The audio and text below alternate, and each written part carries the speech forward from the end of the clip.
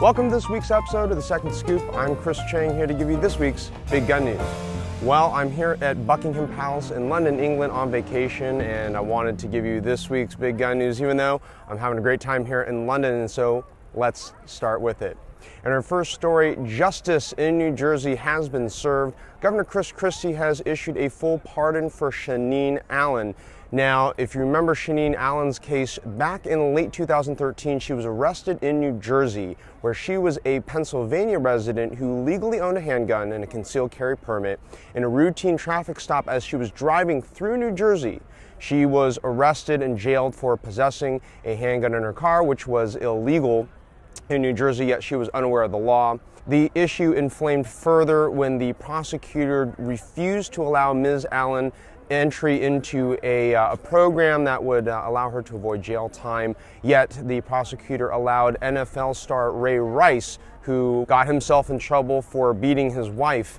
And so the controversy here was the NFL star Ray Rice. He got acceptance into this pre-trial program to avoid jail time, yet Miss Shaneen Allen, a single mother of 2 young children, was not. And with this pardon issued by Governor Christie, Ms. Allen now has her full rights restored. In our next story, NPR's Morning Edition radio show recently had the Detroit police chief on, and the unique thing here is that he supports concealed carry in the troubled city of Detroit. Let's listen in on part of that conversation. When James Craig was a young man in Detroit in the 70s, he says law-abiding people wouldn't dream of carrying guns. No, absolutely not. Unheard of. But then he left town to pursue a career in policing. In the years he was gone, Michigan liberalized its gun laws, making it a lot easier for people to get concealed carry permits. And when he came back to become Detroit's police chief in 2013, he found a whole new reality. You would have thought, given the dynamics of people that carry weapons, that we were maybe in Texas, but in fact we're in Detroit, Michigan. Police chiefs usually don't like the idea of citizens carrying concealed guns for self-defense. But Craig said he had to be realistic about the situation in his hometown. I mean, it was a well-known fact here in Detroit. People didn't have a lot of confidence that when they dialed 911 that the police were going to show up. And so he endorsed a trend that was already well underway, the trend toward more people carrying legal guns. Now, the main thrust of the interview was how increasing numbers of African Americans are applying for concealed carry permits in Detroit. What's amazing is that 54% of African Americans now support gun rights, and this is up from 29% just two short years ago.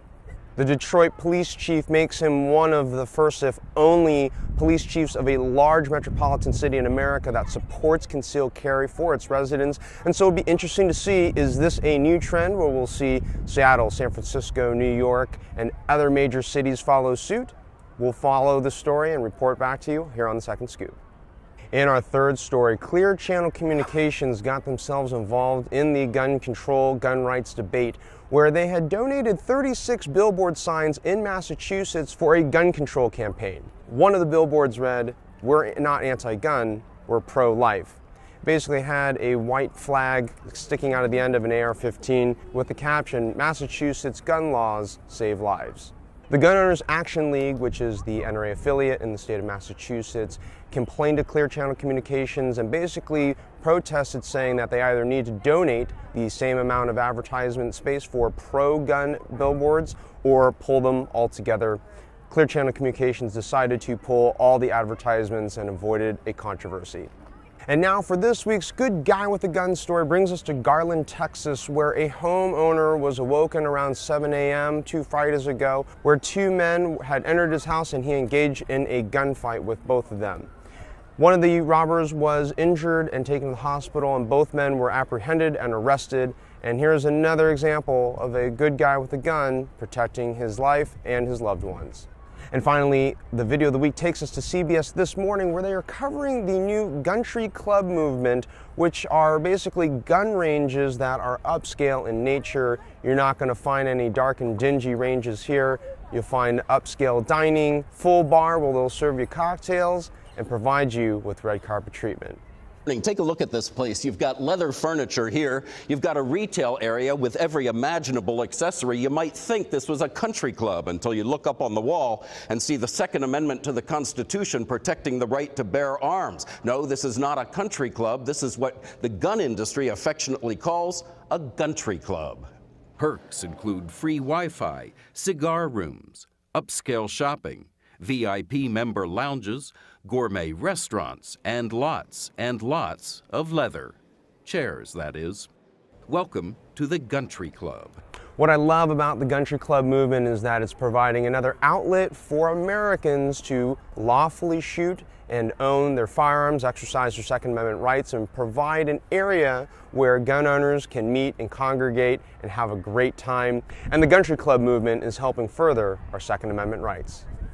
Well, that does it here for another week's episode of The Second Scoop. Reporting from Buckingham Palace in London, England, I'm Chris Cheng for The Second Scoop.